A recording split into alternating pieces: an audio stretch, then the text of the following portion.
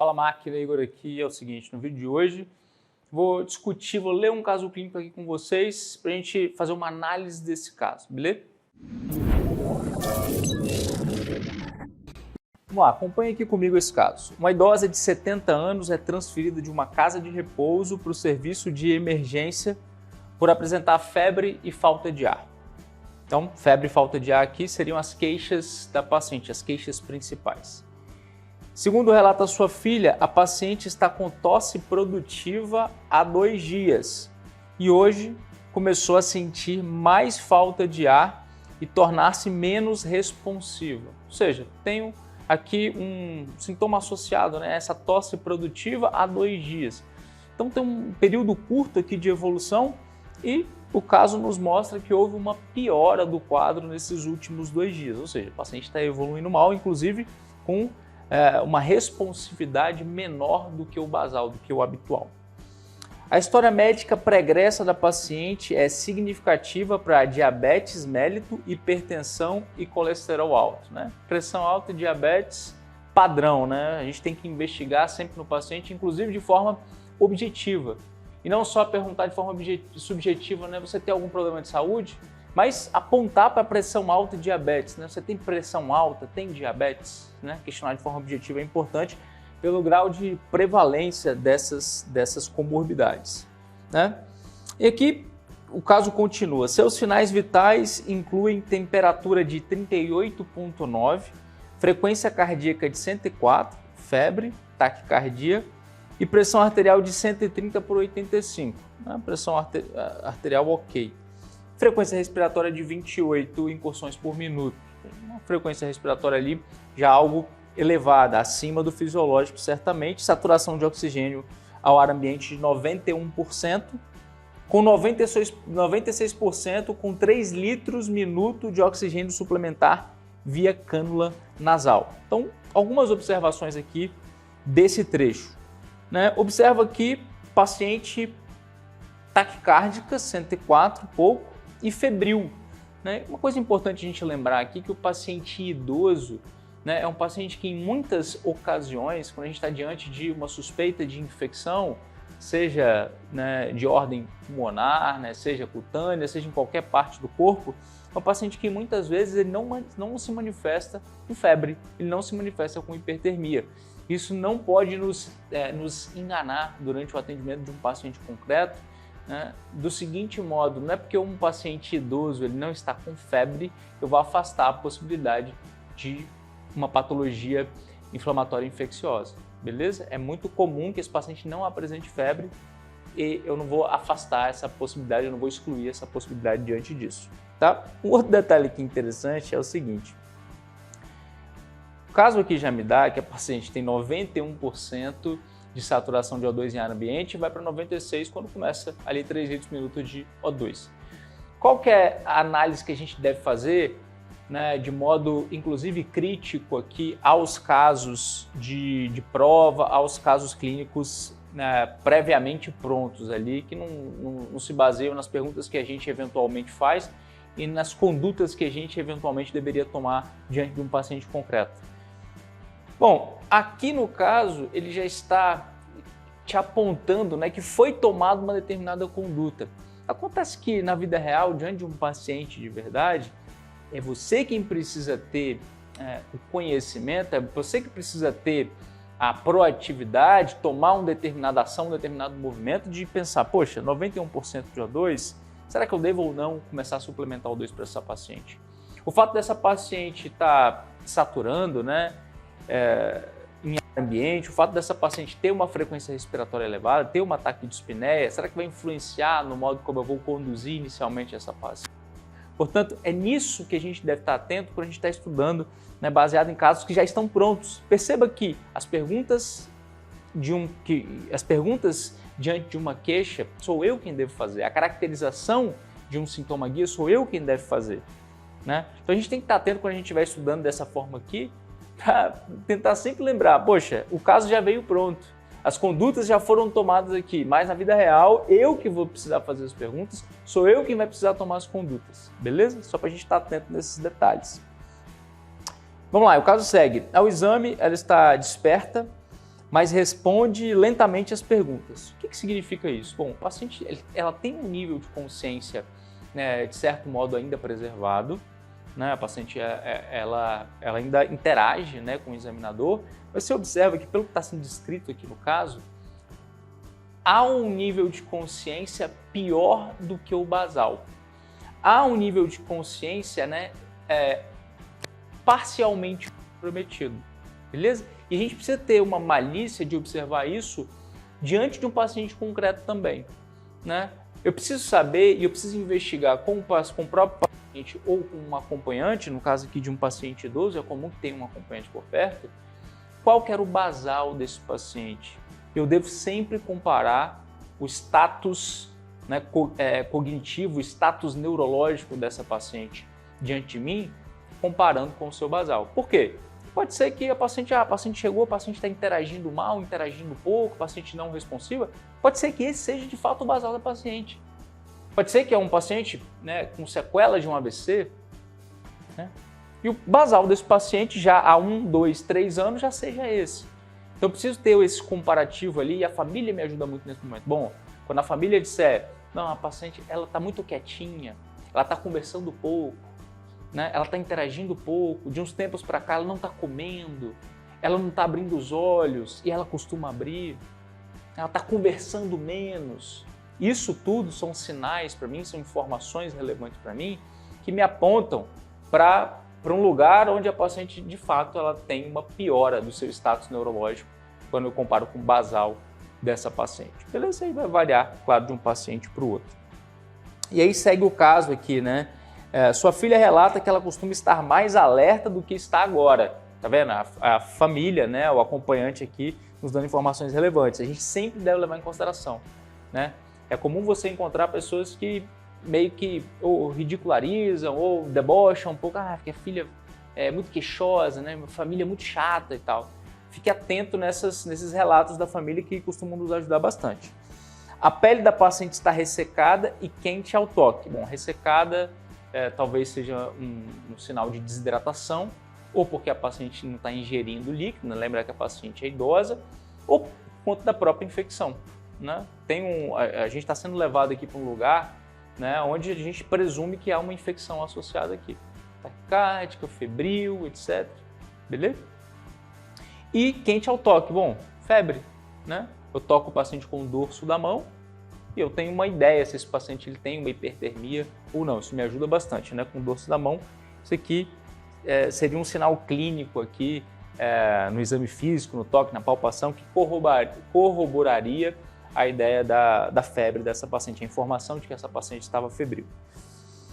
Suas bolhas cardíacas estão regulares e ela está levemente taquicárdica sem B3 ou B4. Ou seja, né, auscultou a paciente, eu consigo, né, palpando o pulso da paciente ou auscultando a paciente, eu consigo ter essa informação relevante aqui de taquicardia, uma taquicardia sinusal que me leva, né, que me continua me levando para esse caminho de uma taquicardia que é consequente de uma infecção aqui no corpo, que é extremamente comum, né, gente? Mesmo paciente que um paciente jovem ou rígido, talvez como você seja, quando está com sinusite, quando está com amidalite, acaba ficando taquicárdico, né, por conta da própria infecção. A ausculta pulmonar, ela apresenta roncos junto à base direita. Beleza, aqui já no exame físico, né, auscultando a paciente, já tem uma alteração ali no exame físico. A paciente não apresenta nenhuma distensão venosa jugular, ou seja, não tem turgência de veia jugular, nem edema de membro inferior ou sensibilidade na panturrilha, né? Aqui pensando em afastar, talvez o caso queira afastar outras causas ali pulmonares, né? Pensar sensibilidade na panturrilha, pensar na paciente com uma panturrilha dolorosa, com falta de ar, será que é um TEP, né? Será que eu estou diante de um TEP? Sem edema em membro inferior, talvez pensando em afastar a possibilidade aqui de uma insuficiência cardíaca congestiva, né, de uma paciente com uma cardiopata, né, com portadora de insuficiência cardíaca. Então você percebe aqui, e mais uma vez eu quero trazer o argumento de que essas informações, né, quando um caso clínico ele é construído, ele tem um objetivo muito claro, né? Ele quer me levar para um determinado caminho baseado nos conhecimentos que eu tenho, isso é interessante, né, de certo modo, mas ele está me dando informações, muitas das quais eu não buscaria. Percebe que ele está te dizendo que não tem sensibilidade de panturrilha. Bem, para eu saber isso diante de um paciente concreto, eu tenho que ir lá e palpar a panturrilha desse paciente. Você está entendendo? Então essa informação, o paciente ele não chega com essa informação para mim. Ele não chega dizendo, doutor, fica tranquilo que eu não tenho nada na panturrilha. Fica tranquilo que minhas pernas não estão inchadas. Né? Algumas dessas informações o paciente pode me fornecer de forma espontânea, mas a maior parte delas eu preciso buscar. Tá? E é por essa razão que a gente desenvolve o raciocínio clínico, né? Para que a gente saiba quais as perguntas eu devo fazer para me aproximar ou me afastar de determinadas hipóteses diagnósticas. Beleza? Então, sempre que a gente estiver olhando um caso clínico, a gente tem que olhar por essa ótica, de modo crítico. De modo crítico. A gente estuda isso para atender um paciente concreto e não para acertar uma questão de prova. Se você estiver estudando só para acertar uma questão de prova, você está olhando só para a prova, está olhando talvez só para a sua prova de residência, mas a gente tem um paciente concreto lá na frente. É isso que eu estou buscando no final das contas. Mesmo quando você passa, depois você passar na residência, você vai ter que atender o paciente, você não vai continuar fazendo prova mais, beleza? Tem que pensar desse modo. E beleza, o caso acaba e o camarada questiona aqui, né? Qual o diagnóstico mais provável e como essa paciente deve ser tratada? Beleza, é um caso aqui muito bom, né? Um caso bom, ele um paciente aqui com queixas cotidianas, com queixas vulgares aqui no dia a dia realmente, né? Um caso muito bom e faz duas perguntas excelentes, né? O diagnóstico e a conduta. É isso que eu quero no final das contas, né? A partir de certos dados que eu vou criar, que eu vou coletar do paciente a partir do meu conhecimento, a partir do meu raciocínio clínico, para que eu possa chegar eventualmente em uma ou algumas hipóteses diagnósticas, né? Reduzir o máximo que eu puder de hipóteses diagnósticas e tomar uma conduta. Seja essa conduta uma conduta específica para um diagnóstico de um paciente que está diante de mim, seja uma conduta ainda vaga, ainda na tentativa de buscar essas hipóteses, né? Como, por exemplo, solicitar um exame laboratorial. Eu ainda não sei o que é. Deixa eu confirmar, deixa eu buscar mais informação aqui laboratorial. Eventualmente um EAS. Deixa eu buscar mais informação aqui a partir desse exame de urina tipo 1. Será que tem alguma coisa? Um exame de imagem, uma radiografia. Poxa, a radiografia vai me ajudar nesse caso. Uma tomografia, um ultrassom. Ou, inclusive, sintomáticos ali, que já fazem parte do meu tratamento inicial diante de um paciente que está com dor, por exemplo. O catéter de O2, que já aconteceu aqui, percebe que algumas condutas já foram tomadas. Eu já sei que a paciente ela foi suplementada com oxigênio, né, no catéter nasal. Essa é uma das condutas importantes aqui. Tá? Então, várias condutas são condutas ainda inespecíficas, vamos colocar assim, né? Que elas estão buscando tratar ou controlar sintomas, dar suporte, mas eu não estou falando de um tratamento específico, né? Não estou falando de um tratamento específico. Isso aí, ou eu vou fazer de modo empírico, tentando adivinhar ali, pensando nas probabilidades, ou de modo assertivo, diante de um diagnóstico que foi dado clinicamente, laboratorialmente ou radiograficamente, radiologicamente, ultrassonograficamente, né? A partir da junção dessas três coisas eu consigo chegar num diagnóstico. Né? E isso pode ser rapidamente ou isso pode levar horas ou dias. Né? O diante de um paciente concreto é assim, né? E não igual na questão que a gente tem que acertar na hora. Tá? Então vamos lá. Qual que é o diagnóstico mais provável? Vou te dar um tempo aí para você pensar. A gente discutiu o caso, talvez você já tenha até pensado na hora, rapidamente, logo no início, você falou, eu sei o que é isso. Bom, aqui, diante dessas informações, a gente fazendo uma análise desses dados, a hipótese diagnóstica mais provável aqui é uma pneumonia, falando de modo abrangente, né? Pneumonia. Eu tenho uma paciente idosa aqui, não que necessariamente o paciente tem que ser idoso, mas é mais comum no paciente idoso, febre, falta de ar, tosse produtiva, são três informações clínicas que eu tenho aqui. Febre, tosse de ar e tosse produtiva. Bom, o diagnóstico de pneumonia é um diagnóstico clínico, laboratorial, radiológico. Clínico radiológico especialmente, né? O exame de imagem ele me ajuda a confirmar a minha hipótese. Mas eu já tenho aqui informações suficientes para dizer que pneumonia é o meu diagnóstico principal. Igor, e se for outra coisa? Não poderia ser um TEP, por exemplo? Não poderia ser outra hipótese diagnóstica menos provável? Poderia. A gente abre o leque de hipóteses diagnósticas que tem uma relação ali com febre, falta de ar e tosse. Febre, falta de ar e tosse, a gente pode abrir um leque de possibilidades. Lembrando que o caso, ele me deu informações que ele queria que eu tivesse. Na vida real, eu faria outras perguntas. Então aqui eu não tenho uma caracterização global, uma caracterização completa do meu sintoma guia ou dos meus sintomas guia. Fala que a tosse produtiva piorou há 2 dias, mas aqui eu não tenho, por exemplo, fatores de melhora e piora. Eu não tenho dizendo se a paciente tem dor ou não.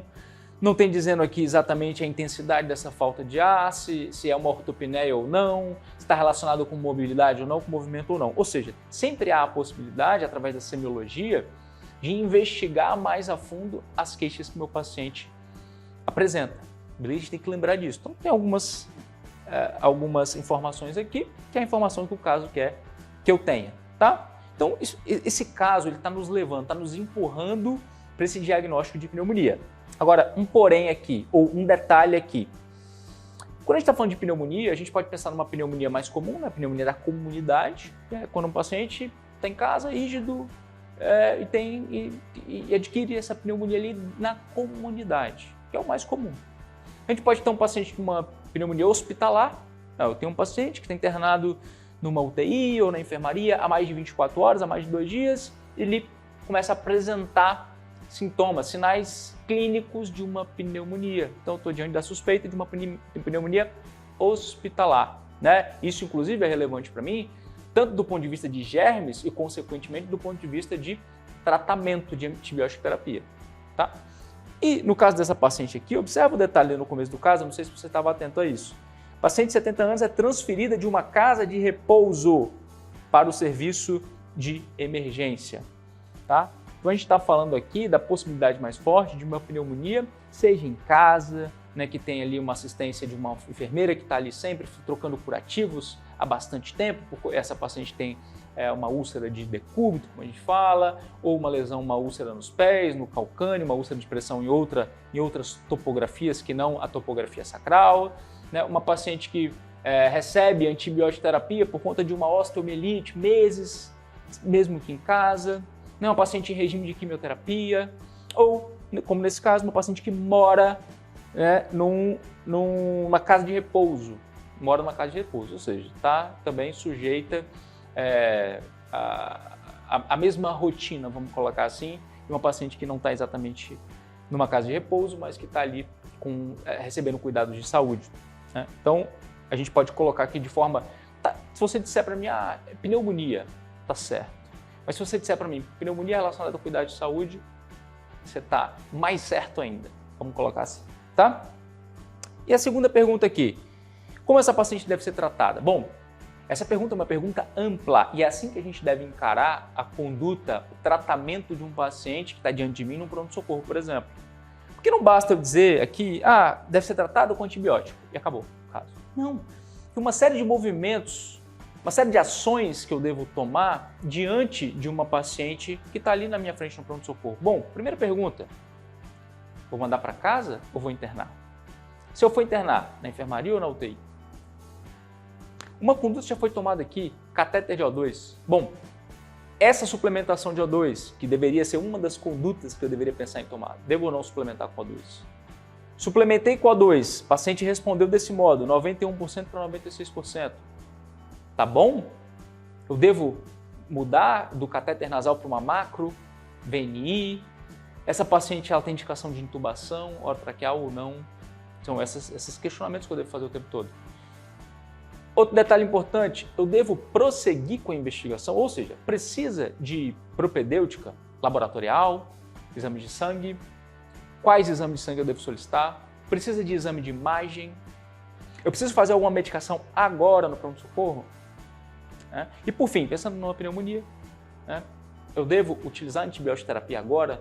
Quanto tempo eu devo prescrever antibiótico para essa paciente? Via oral, via intramuscular, via endovenosa? Qual o antibiótico eu devo prescrever para essa paciente?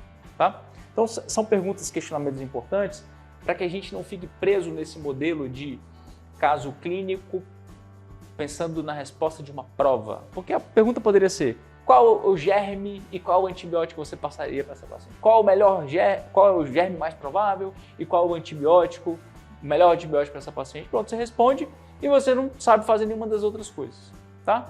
Então, bom, vamos lá. Vamos pensar aqui em como a gente deveria conduzir essa paciente. Muito bem. Percebe que é uma paciente que tem um diagnóstico provável de pneumonia, que está febril, que está taquicárdica, que não está hipotensa ainda, isso é um bom sinal do ponto de vista clínico, mas já apresenta ali alguma confusão, né? Uma paciente que já tem um status neurológico piorado em relação ao início do quadro e piorado em relação ao seu basal. Então essa paciente, no meu entendimento, é uma paciente que não dá para mandar para casa.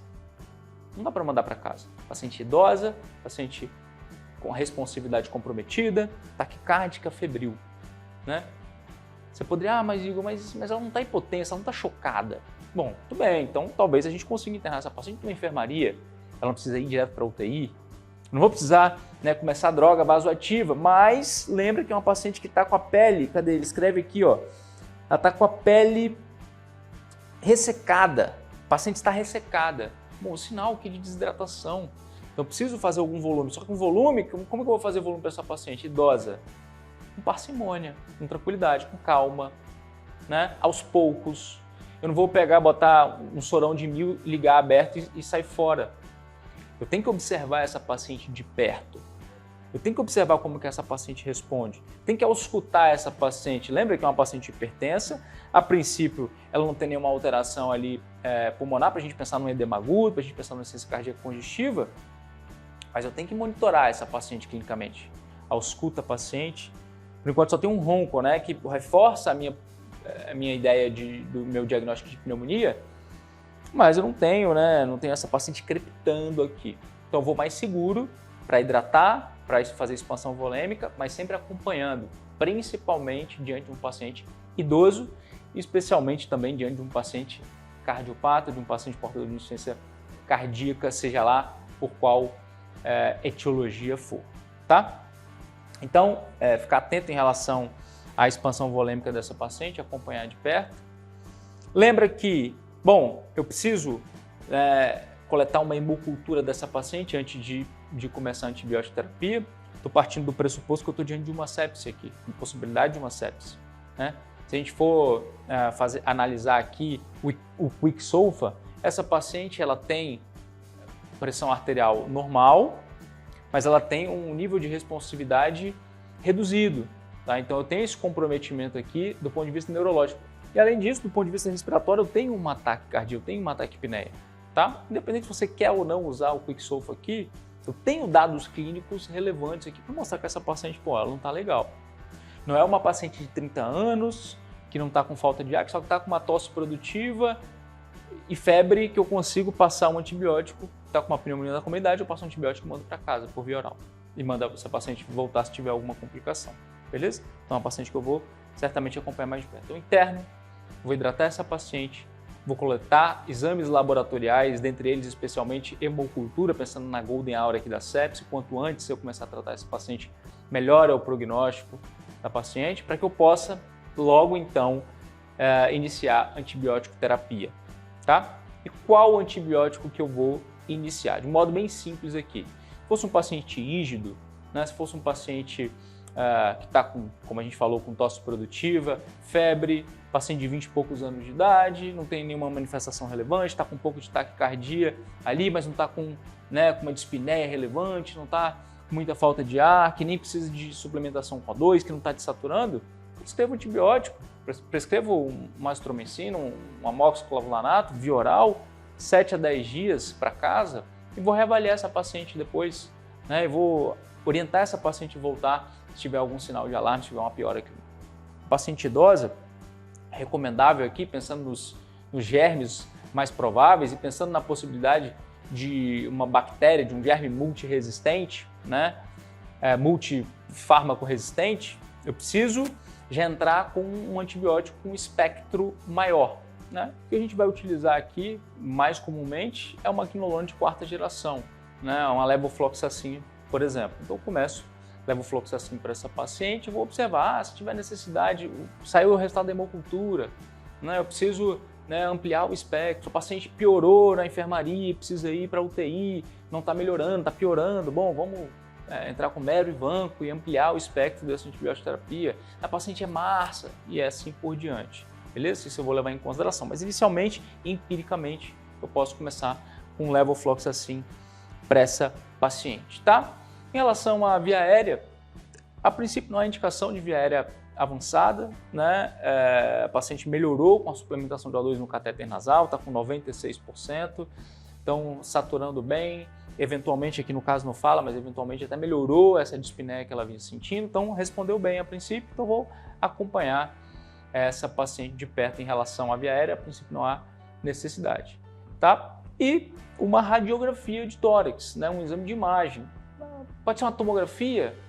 Poderia ser, na tomografia até a gente consegue ver, né, um exame mais acurado, a gente consegue ver melhor, tá? Mas, via de regra, uma radiografia vai atender a gente bem aqui, PA e perfil, a gente consegue ver uma provável lesão em base direita, né? Porque a paciente aqui apresenta roncos junto à base direita. Então, é possível que a gente encontre ali, confirme ali radiologicamente uma consolidação em base pulmonar direita, tá?